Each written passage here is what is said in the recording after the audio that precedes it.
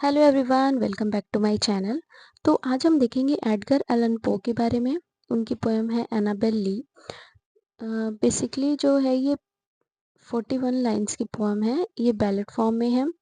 ये Gothic love poem भी कहते हैं। पो जो है वो अमेरिकन राइटर थे। इस पोएम की थीम जो है लव डेथ है और ये इनकी लास्ट कंप्लीट पोएम है जो इनके मरने के बाद पब्लिश हुई है। और ये अपनी ज़्यादातर मोस्टली पोएम में ब्यूटीफुल वुमेन का जिक्र करते थे जिसकी डेथ हो चुकी है।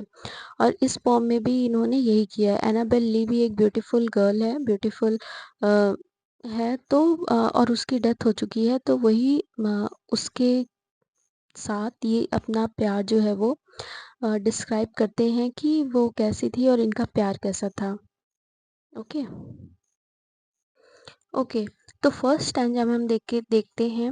It was many and many year ago in a kingdom by the sea that a maiden there lived whom you know by the name of Annabel ली।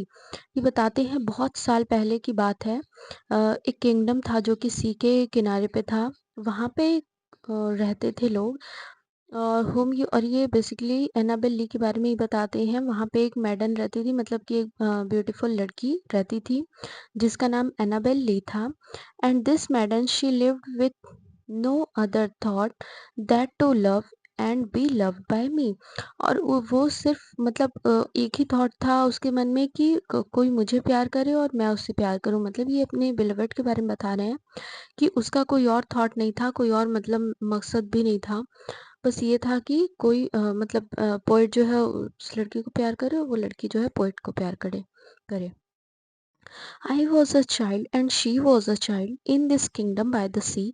और हम ये समुद्र के किनारे किंगडम पे रहते थे और हम दोनों बच्चे थे, मतलब बचपन से ही हमारा प्यार ग्रो कर रहा था। But we love with a love that was no more than love, I and my Annabel Lee. But we loved with a love, मतलब कि हम दोनों इतने प्यार से रहते थे, हमारे बीच में इतना ज़्यादा प्यार था मेरी और एनाबेल के बारे में कि मैं क्या बताऊँ। With a love that the winged shepherds of heaven covered her and me. मतलब wing shepherds of heaven means angels को भी कहा जाता है, परियां। मतलब कि इतना ज़्यादा इतना गहरा प्यार था कि जो हेवन की परियां थी ना वो भी हमसे जलती थी। मतलब इन दोनों के प्यार से जलती थी। कि मतलब ये सिंबलाइज कर रहे हैं कि इतना प्यार भी कैसे हो सकता है किसी का। इतना ज़्यादा प्यार था कि वो हम दोनों के प्यार से जलती थी। And this was the reason that long ago in this kingdom by the sea. और यही एक कारण था, ये जो किंगडम था सी के पास, यही एक कारण था। A wind blew out of a cloud. एक जो चिलिंग विंड थी, मतलब बहुत ही ठंडी हवा आई माय ब्यूटीफुल एनाबेल।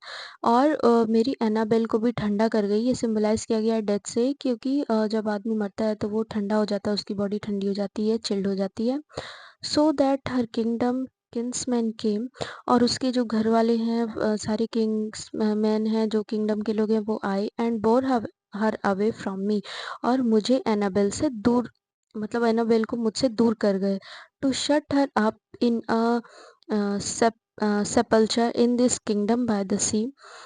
और ये बताया गया है कि किस तरह हम लोग जुदा हो गए। मतलब हम लोग के बीच इतना प्यार था कि लोग हमसे जलते थे। और एक विंड आई, ठंडी एकदम चिल विंड आई और मेरी एनाबेल को भी ठंडा कर गई। और जो भी किंगडम के लोग थे वहाँ पे, जो सी के पास किंगडम था, वहाँ के जो लोग थे वो हम लोगों को अलग कर दिए, मतलब हम लोगों को जुदा कर दिए। तो पोएट जो है वो बहुत गुस्से में है और बोल रहा है कि हम लोगों को अलग कर दिया गया इसी तरह। The angels not half so happy in heaven went and being her and me. मतलब ये भी बताया जा रहा है कि जो किंगडम जो हेवन में लोग थे, हेवन में जो परियां थी और बाकी लोग थे, वो हम लोगों के प्यार से जलते थे, एनवी करते थे। Yes that was the reason as all men know in this kingdom by the sea. क्योंकि यही एक रीज़न था कि हम लोग, मतलब कि ये बात और हमारे प्यार की चर्चाएं बहुत दूर दूर तक थी, पूरे सी के किंगडम में पता था कि हम लोग बहुत प्यार करते हैं। That the wind came out of a cloudy cloud by night, chilling and killing my Annabelle Lee. और इसलिए ही तो ठंडी विंड आई क्लाउड से नाइट में और मेरी एनाबेल को चिल कर गई और किल कर गई। मतलब चिलिंग एंड किलिंग मीन्स ठंडा कर गई, और ठंडा होने के बाद बॉडी जो है वो मर जाती है, वो किल हो जाती है। तो इसलिए ये बोला गया है कि कोई भी खुश नहीं था हमारे प्यार से, हमारे बीच में इतना अच्छा प्यार था, मतलब सच्चा प्यार था एकदम। तो कोई खुश नहीं था, और कि मतलब कि हेवन में भी लोग खुश नहीं थे, एनवी करते थे उन लोगों के प्यार को देख के। तो ये पोएट जो है वो कह रहा है कि एनवी करते थे लोग, और इतना गहरा प्यार था हम लोगों का कि लोग इतना जलने लगे कि एक विंड आई और मेरी एनाबेल को ठंडा कर गई, यानी कि मेरी एनाबेल को मार गई। नेक्स्ट है, but our love it was stronger by far than the love of those who were older than we. अब ये बताया गया है कि हमारा लव बहुत ज़्यादा गहरा, बहुत ज़्यादा स्ट्रॉन्ग था। ओल्डर देन में मतलब जो हमसे पहले भी प्यार किए या जो हमारे बाद भी आएंगे, हम सबसे गहरा हमारा लव था। Of many far wiser than we, हमसे ज़्यादा बुद्धिमान लोग, हमसे ज़्यादा तेज लोग भी थे, लेकिन हमारा लव बहुत अच्छा है। And neither the angels in heaven above nor the demons down under the sea can ever deserve my soul from the soul of the beautiful Annabel Lee. मतलब कोई भी है जो हमारा लव सबसे ज़्यादा स्ट्रॉन्ग है, चाहे वो कोई भी हो, चाहे हम किसी का भी एग्जाम्पल दे लें, सबका लव हमारे लव से कमज़ोर ही है, हम कम ही है। और हम लोगों को, और हम बॉडी तो हमारी अलग हो गई है, लेकिन हमारी सोल को अभी भी कोई अलग नहीं कर सकता है, चाहे कुछ भी हो जाए। और इसमें बार बार ब्यूटीफुल ब्यूटीफुल लिखा हुआ है ना, ब्यूटीफुल एनाबेल ली एनाबेल। तो ये पोएट की मतलब उसकी दिल का ये, मतलब उसका अपना लिखा हुआ कुछ है, तो शायद उसका मतलब ऐसा ही होगा कि उसकी कोई बिलवेड रही होगी या उसकी वाइफ होगी, किसी के बारे में ये लिखते होंगे। तो ये सब में एना ब्यूटीफुल एनाबेल ली लिखे हुए हैं, क्योंकि वो वाकई बहुत सुंदर होगी। ओके। तो इस लाइन का यही मतलब है कि हमारा लव बहुत ज़्यादा स्ट्रॉन्ग है, स्ट्रॉन्गर है, जिससे कोई अलग नहीं कर सकता, हमारी बॉडी भले ही अलग हो गई हो। लास्ट लाइन में है, for the moon never beams without bringing me dreams of the beautiful Annabelle, and the stars never rise but I feel the bright eyes of the beautiful Annabelle। इसमें बताया गया है कि मून जो है वो उनकी बीम आती है, और ऐसा नहीं है कि मुझे सपने में एनाबेल नहीं दिखती है, मुझे उसकी ब्यूटीफुल आईज भी दिखती है।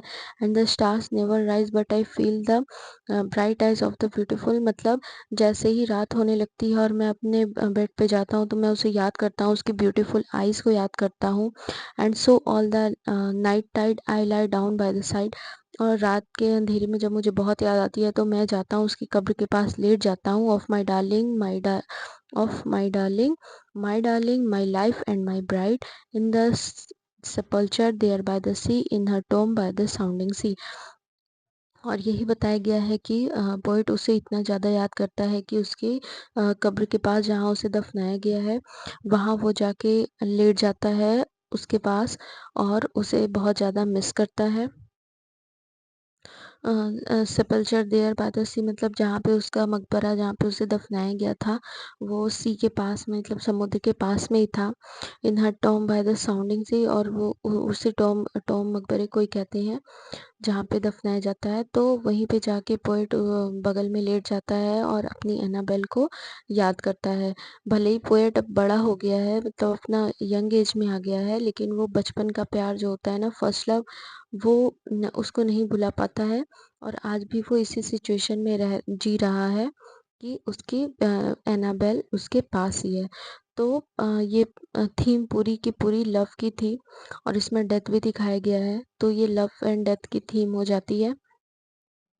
पोएम कैसी लगी हो जरूर बताइएगा, लाइक करके जाइएगा। Okay, thank you so much.